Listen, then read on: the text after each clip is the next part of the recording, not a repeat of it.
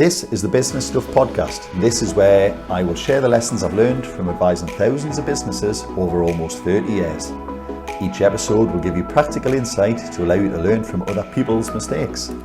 I'll be pulling in experts from our team and the world of business, and together we'll make sure your business is giving you what you want. My name is Martin, and this is the Business Stuff Podcast. Hi, it's Dan from the Business Accelerator team here at Robson Laidler. Today I'm sat with Adam from Sandance Creative. Hello. How are you doing? Good, yeah. That's exactly what I like to hear. Thanks for coming along, first of all. No, thanks for having us. I know we've been trying to get this sorted for a while. For a couple of months, yeah. So eventually got you kind of pinned down and in the building, so happy days. Do you want to tell us a brief bit about kind of who you are? Yeah, absolutely. So, like you say, I'm Adam Ball. I'm the owner of Sandance Creative, so I'm a graphic designer.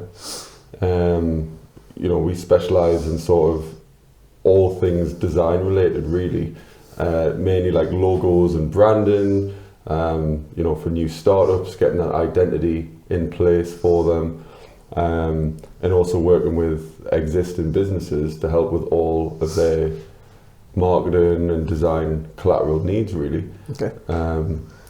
Like all things creative, I love getting a part of. Right, I like it.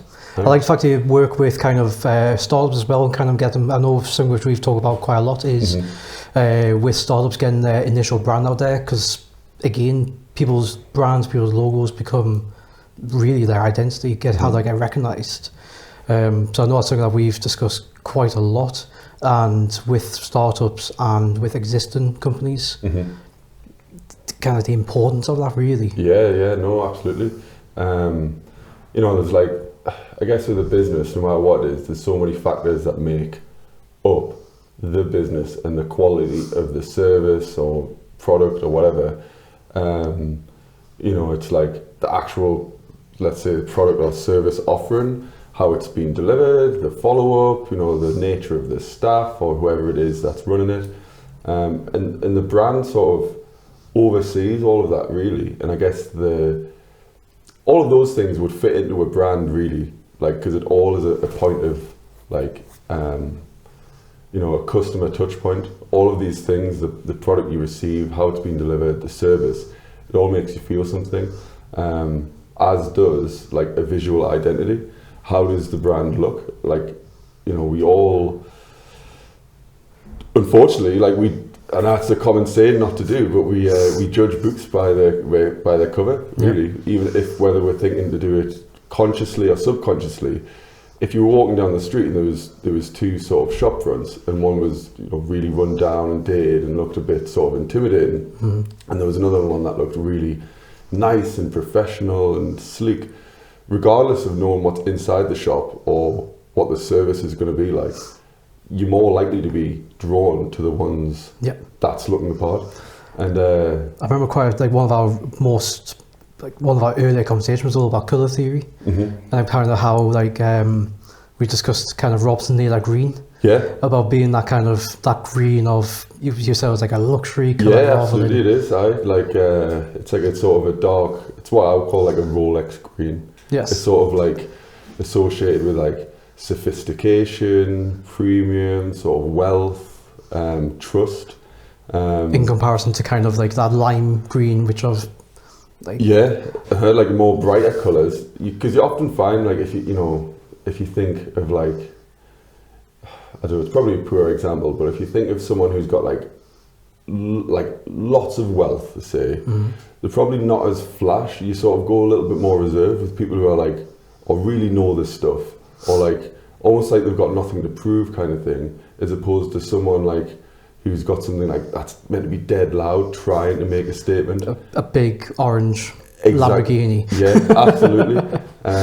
So you'd find that like the more muted colours and like a less is more actually means more. Brilliant. Yeah, well, the orange Lamborghini, like orange EasyJet. Yes. That's like a bit more budget friendly. Definitely not a Lamborghini, budget friendly, but it's kind of out there and kind of outlandish. Yeah, totally. Which is exactly how EasyJet go with their marketing. It's their social media is very on the nose with knowing who they are. Absolutely. They'll all just need to get the orange Lambos next. EasyJet Lambos. Probably quicker than the plane. I think I'll probably just ask the one question which I remember I think it was my first question I ever asked you, which was, who is that? Like, where does Sandance come from?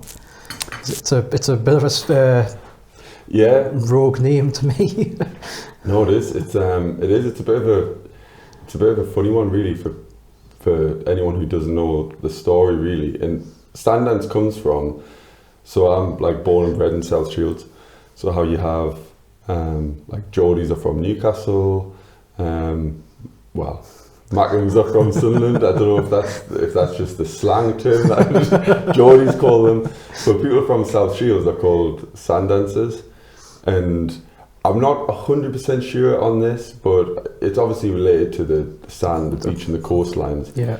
And I think one explanation of it is, again, don't quote us on it, but like years and years ago, obviously being like a big port, I think lots of ships used to get sort of beached on the sand. Right. And I don't know whether it was a case of when the tide went out, or like when they were trying to come through the river and they were getting beached in there. I don't know. But one theory is that like town folk and local people would all gather on the sand and I guess not in a panic, but try and get these ships off the thing and like be clustering around and looking like they were, I guess, dancing on the sand, really. They probably didn't see it as a nice, we're doing a nice dance, someone's livelihood's just gone, the ship's being beached. But yeah, so South Shields locals are called Sandances. I'm based in South Shields, love it. I love the beach, the coast, love my surfing. So Sandance Creative just made sense to me, yeah. I like it. And now it's just sort of stuck. And it's probably one of the things with the name, like it's sort of, at the time, like if you think of a new name for something, we probably all had it in some form or another. Like it doesn't sound right, and you're like, you just change it to something else or whatever. Like, oh no, yep. And then nothing really sounds right. But now it does sound right, and I mean it's only because I've said it for so long and it just feels normal. Yeah. But I mean, like Apple, say, like that. Yeah. If you're just thinking of it on the surface of like Apple, why not banana? Computer product. Why not pear? Yeah, it's like, I'm going to call my computer brand after a fruit. You'd be like, it's a bit odd, isn't it? But it, At least goes to potato, so it's like microchip. Yeah, that's it. If anything, it should be a vegetable. Yeah, it's definitely unique. I like it. But the thing is, it automatically adds again to your brand. Mm-hmm. It's a unique name, a different name, makes you stand out. Mm-hmm. It's not the run-of-the-mill average creative name. Yeah. But again, it means a lot to you and the kind of local community. I like it. Although the actual spelling of Sandance is with 2 Ds, and I always think that it looks silly, so I made it 1 D. But the amount of people there's probably so many pieces of work that have just been lost in the ether now that have tried to get in touch with us and have put Sandance Creative with 2 Ds. That's just creative license. There you go. That's what you do. That's what we'll say. Creative license. Again, kind of love to hear why and how kind of Sandance was. Mm-hmm. Why did you go into, first of all, why did you go into kind of your own business, and why did you go into it through graphic design? Mm-hmm. Where the kind of passion come from?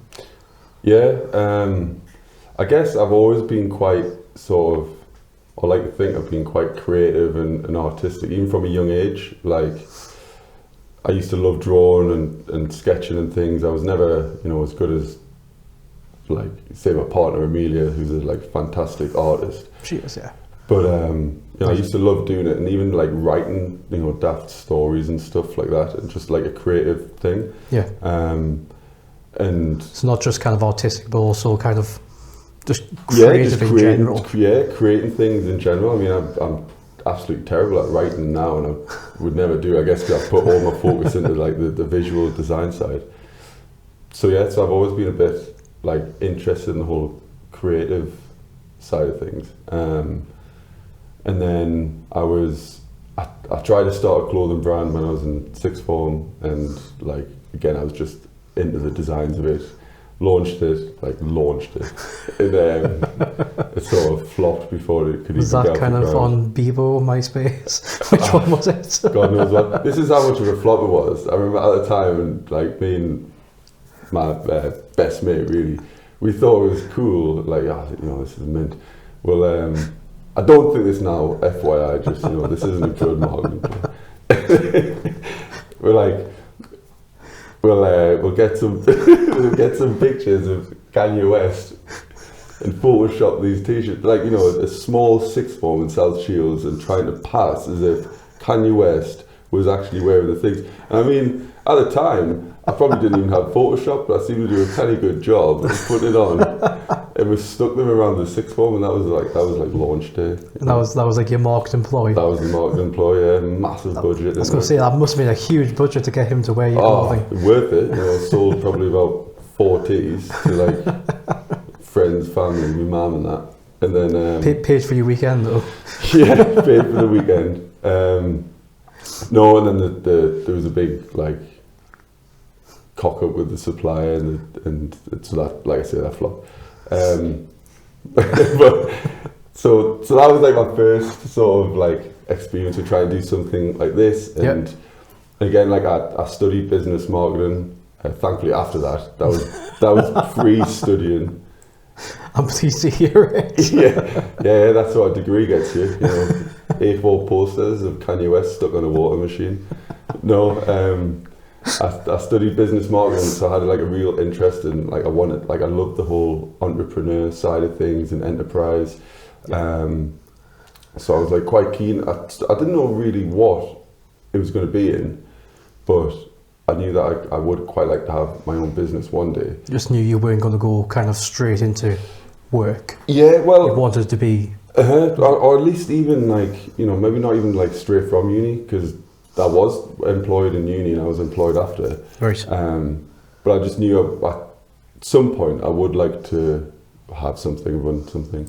And then while I was in uni, sort of a friend of a friend put us in touch with a clothing company, Red Star Clothing, and they had just sort of lost their designer. He like moved away, and again I got like the opportunity to do some stuff there. And at first it was just sort of like I was loving it, because I mean that was my first real kind of proper gig, really doing design stuff. Like I'd done things for friends and family and the odd like band logo and stuff, and it's kind of like your first proper break. Yeah, and like at the time I thought it was great really to be given the opportunity, and I was just getting like at first free, like all the free tops and stuff, and I was like, this is mint. And you go down to the shops or pub or whatever out in Newcastle, and you'd see someone wearing it, and you're like, I designed that. I'd be like nudging immediately, like, oh, and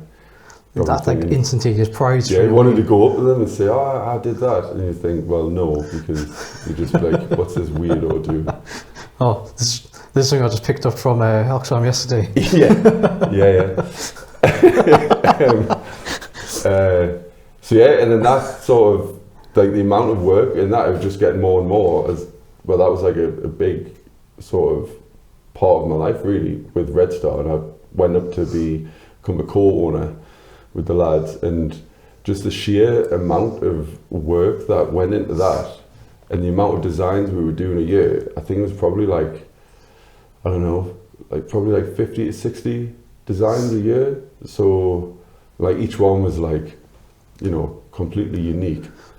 That is actually quite a lot of actual design. If we sit and think about it as from a wide picture perspective, you are talking quite a few designs a month, really. Yeah, absolutely. It was like, so I think going from that, because at this point I hadn't studied any graphic design or anything like at uni. I'd just done the business and understood marketing. But I think the sheer volume of that, it like got us to a place where I was like, well, all right, we're doing good stuff here, and we were like selling, all over, and it was just, I absolutely love this, seeing people with the stuff that I've done, being able to create something from like nothing, if you like, and turn like a blank top into a branded, like so much more value to it and something cool. And It's kind of sparked instant sort of passion for wandering. Yeah, totally. And then I was at the same time when I first left uni, I was working for Newcastle Building Society within the marketing team. Right. And they offered us a role. There was just sort of one designer there who was like managing all the design for the whole business. I thought, this is crazy. That's like a mental workload. Yeah. And again, they give us the opportunity with no design sort of qualifications to go and work alongside him. And then that's where sort of I got a lot of my training through that, which was great. Put myself on certain courses just to understand the, like, you know, the software and things. And then I thought, after a couple of years, I thought, you know what, I would really like to do this myself. And so Brilliant. aye.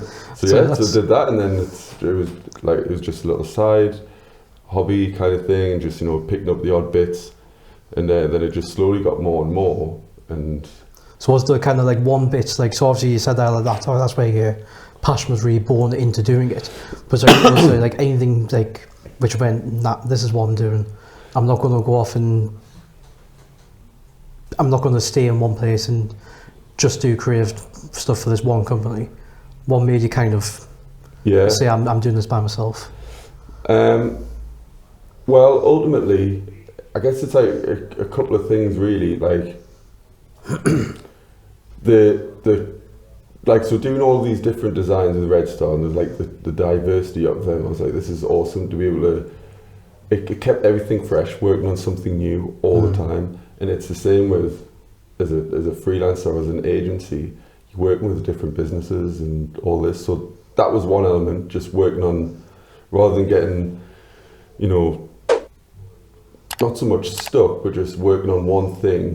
Or one style, one way of doing things, and you can get a bit stagnant. Whereas working with like so many different things, it just changes and keeps it all exciting. So that would be like one aspect, and then the other, you know, like, I guess, which links back to where I've always thought I wanted to have something for me, like my own business, would be.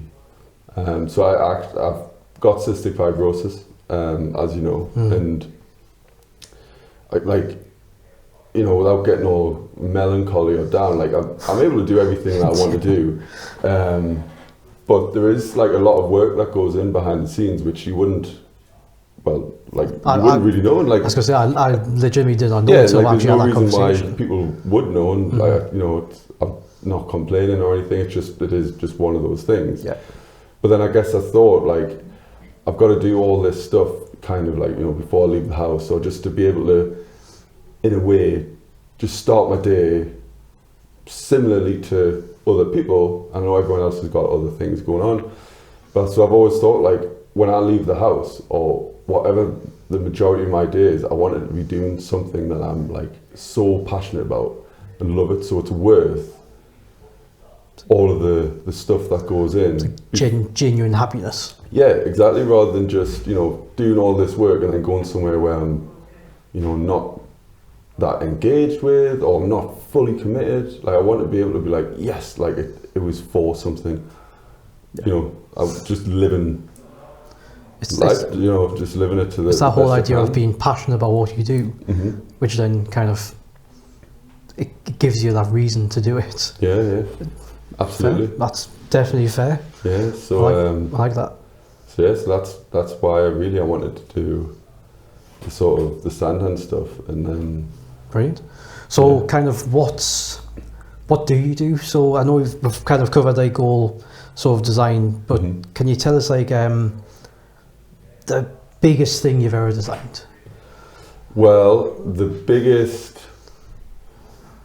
literally the biggest thing would be this, like, I guess it's called a Bowser, which is like an oil. It's kind of like a small oil tanker. Okay. I think, and it was essentially, there was a there was a local company, and they were the manufacturers of all this like plant machinery, industrial kind of stuff, and they had this oil bowser, maybe like I don't know, 12 to 15 foot long, maybe. Decent size. Yeah, maybe a little bit bigger. So not just your little colour gas canister for your barbecue. No, I wish. Yeah, and then like big cylinder, so it was probably like 3 meters diameter, like cylinder. Yeah. And they were going up to an exhibition. Yeah. Up in Scotland, and they wanted to brand all of this oil tanker with a sort of Scottish theme. Brilliant. To stand out of the show, the talking point, you know. Yeah. So I got in touch, like a company got in touch with me who was going to be doing the wrap, and they said, look, we've got this, you know, we don't have the skills really to be able to do this level of like design. Right. Can you do it? I was like, yeah, probably can, but I mean, it's pretty, you know, it's a big project. And I was like, when do you need it for? And it was like, the guy needed it. When was this? I think this was on the Tuesday, and it was a timing. It was last year. It was a bank holiday last year, so it was a 4-day week. This was on the Tuesday, and they needed it like to go to like the show was the week after, and they had to drive up to Scotland. I think they needed it like the following Tuesday. Bear in mind, Friday and the Monday of the next week we're write-offs. Was write-offs. So, and like this was just like halfway through Tuesday day of me hearing of it, and it was like, yeah, I needed to get the sizes, chat to the guy. So yeah, so it looked great in the end, but it was pretty much turned around. I think they finalised the wrap. So it was turned around for the Thursday, all signed off. They started with the printing over the bank holiday, and I think they like were off a couple of days, and then finalised it on the Monday. So an actual like working days work on it. It was about 4 from start to finish. Turn around. Pretty impressive. But fair play to the you know, the young lad who was actually doing the application, because I said from the start, I was like, I mean, if we get this design signed off in 2 days, it's a miracle, really. Because it was like there was about 50 or 60 different, like, iconic Scottish things. Yeah, so like famous Scottish people or drinks and like landscape and everything. And it, like, I remember the back looked the coolest. It was a Braveheart just like on the back. So when it was getting towed along, it was just like, you know, him there saying like for freedom. Yeah. But I said the design's the easy bit. I was like getting someone to wrap this because it was like it was huge. But yeah, so I definitely couldn't have done that myself. No. So that's probably literally the biggest. Brilliant. I guess. Sorry. No, I guess like biggest or one that like a really meaningful one, and that has like I guess like biggest impact potentially. Was for the Children's Foundation charity. Yeah. Who, you know, and they were doing the baby box. Mm-hmm. So for like young parents in the northeast, this sort of like imagine like a really big shoebox, you know, like. Because it was a decent size. I remember I was shocked with how big it actually was when they brought in the final design you did. It was really decent size box. It's huge, and that was going to be filled with all useful essentials for young mums or dads or parents to have when they're just having a new baby to help the baby get off to the best start, really. Yeah. And it was great because it was like such a fun one to do.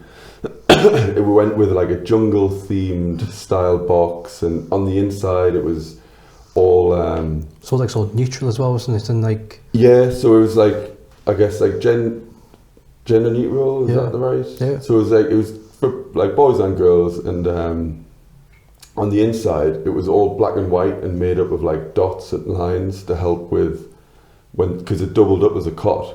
So when the baby was potentially lying in it, or well, not sleeping in it, but lying in it, they would see these black and white sort of patterns. And babies only see black and white, apparently, which I didn't know. And because they were split into sort of the dots and the lines, that helped with their ability to sort of register things. So a lot of thought straight away yeah, went into it. And it was amazing. It looked fantastic, and it had these nice like illustrative designs on it, and it's having like a massive impact, and it sort of stemmed into like loads of work and they're doing, and that, you know, getting a load of news coverage, and like it really is. I went to the launch and there was people from all over the country going there, and it's like these are kind of like, it was a thing in, I think it was mainly like a thing in Scotland and Finland. I was going to say there's a lot of, I was going to say there's a lot of Scandinavian countries do them as standard for all parents, and the children's charity, I remember talking to them a while ago about how they were the ones who started the Little Red Book, or the Little Yellow Book is how they originally started it, for all newborns to have their weight, and they were trying to roll this out as a UK-wide thing, and it's brilliant to be able to have a kind of part of that. Absolutely. Really brilliant. Really, it honestly has been a fantastic thing to be able to be a part of. So kind of going from the thing you enjoyed the most, can you tell us something about like your biggest learning curve? Like something which you, I don't know, if it was like a error, something which you think, look back on now and think, why on earth did I do that? Yeah. Again, probably talking as much as you can talk. No, I guess, you know, and everybody probably gets this in all aspects of life, whether it's within business or like a job that they have, or even personal life, really, as the ability or lack of ability to say no to things.